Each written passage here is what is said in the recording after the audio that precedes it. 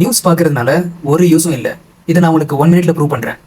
Just ஒரு imagination. இப்போ நீங்கள் 1924க்கு டைம் மிஷினில் போகிறேன்னு வச்சுப்போம். அங்கே நியூயார்க்கில் டிசம்பர் மாதம் விடிய காலையில் ஒரு 6 மணிக்கு எழுந்துக்கிறீங்க. அப்போ உங்கள் வீட்டுக்கு பேப்பர் பாய் வந்து நியூஸ் பேப்பர் போடுறாரு, நியூயார்க் டைம்ஸ் பேப்பர். அப்போ அந்த பேப்பர் எடுத்த உடனே ஹெட்லைன்ஸில் என்ன போட்டிருக்குன்னா, ஹிட்லர் சிறையில் அடங்கி விட்டார். அதாவது அவர் அரசியல் பக்கமே வர மாட்டார், தன்னோட சொந்த வாழ்க்கையை பார்க்க போக போகிறார். ஸோ அதுதான் நியூயார்க் டைம்ஸோட ஹெட்லைன்ஸ். ஃப்ளிப் பண்ணால் 15 இயர்ஸ் அந்த ஜேர்னி பாருங்கள். அவர் ஜெயிலில் இருக்கும்போது சைலண்டாக மெயின் காம்ஃப்னு ஒரு புக் எழுதியிருக்காரு. அதுதான் அவரோட என்டையர் மேனிஃபெஸ்டோ. அதுக்கப்புறம் 1930ஸில் சான்சலர் ஆகிருக்காரு. 1939ல் போலாண்ட் இன்வைட் பண்ணுறாரு. அங்கேருந்து வேர்ல்டு வார் 2 ஸ்டார்ட் ஆகுது.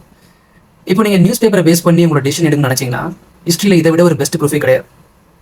அதாவது ஒரு ஹெட்லைன்ஸ் உங்களுக்கு ஒரு நம்பிக்கையை கொடுக்குது, இந்த மாதிரி ஒருத்தர் இப்படி ஒரு விஷயம் பண்ணவே மாட்டாருன்னு. ஆனால் இன் ரியாலிட்டி அது எவ்வளோ பெரிய ஒரு தப்பான ஒரு ப்ரெடிக்ஷன் மட்டும் இல்லாமல் உங்களோட வேர்ல்டு வியூவே மாற்றுது. அது ஃபர்ஸ்ட் ப்ரூஃப். இப்போ ரெண்டாவது ப்ரூஃப். அதே மாதிரி ஒரு இமேஜினேஷன். நீங்கள் 1929ல் அமெரிக்காவில் இருக்கீங்க.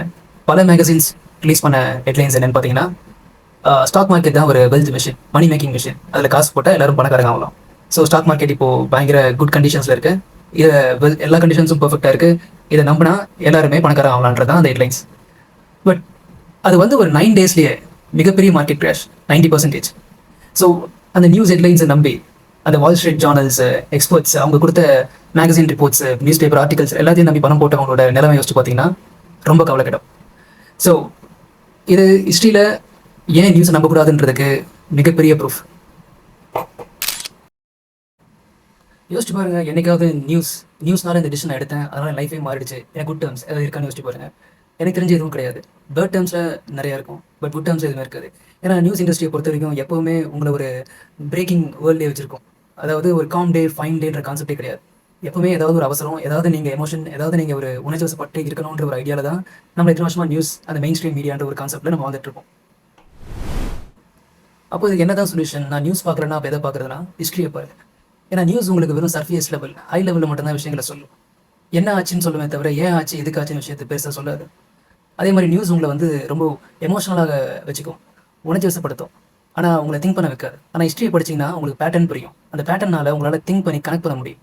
ஸோ அதனால தான் ஹிஸ்ட்ரியை விட நியூஸ் ரொம்பவே நம்மளை பின்தங்கி தான் வச்சுருக்கும். நமக்கான அடிப்படை விஷயத்தை, அடிப்படை நாலேஜை அது கொடுக்கறதுக்கான வாய்ப்பு ரொம்ப ரொம்ப கம்மி. நான் இந்த விஷயத்தை புரிஞ்சுக்கிட்டேன்ற ஒரு அண்டர்ஸ்டாண்டிங்கை தான் ஹிஸ்ட்ரி கொடுக்கும். ஆனால் நியூஸ் எனக்கு எல்லாம் தெரியுன்ற ஒரு இன்ஃபர்மேஷனை ரொம்ப கான்ஃபிடென்ட்டாக கொடுக்கும். அதனால் நீங்கள் ஹிஸ்ட்ரியை பார்த்தீங்கன்னா எப்போவுமே உங்களால் வந்து டீப்பாக கனெக்ட் பண்ணி திங்க் பண்ண முடியும்.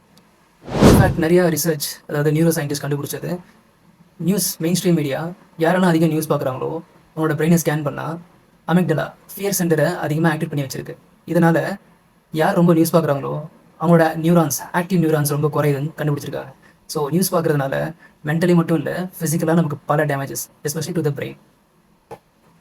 இனிமேல் நீங்கள் எப்போல்லாம் பிரேக்கிங் நியூஸ் பார்க்குறீங்களோ, இல்லை காலையில் நியூஸ் பேப்பரோட ஹெட்லைன்ஸ் பார்க்குறீங்களோ, அந்த ஹெட்லைன்ஸ்னால என்ன யூஸ்ன்னு மட்டும் யோசிச்சு பாருங்கள். உங்களோட கரண்ட் லைஃப்பில் நீங்கள் என்ன டிசிஷன் எடுக்க போகிறீங்க? கண்டிப்பாக எதுவுமே இருக்காது. நீங்கள் புரிஞ்சுக்க வேண்டியது, நியூஸால் ஒரு யூஸும் இல்லைன்றதுக்கு அந்த ப்ரூஃபை தான் நான் உங்களுக்கு காமிச்சிருக்கேன்.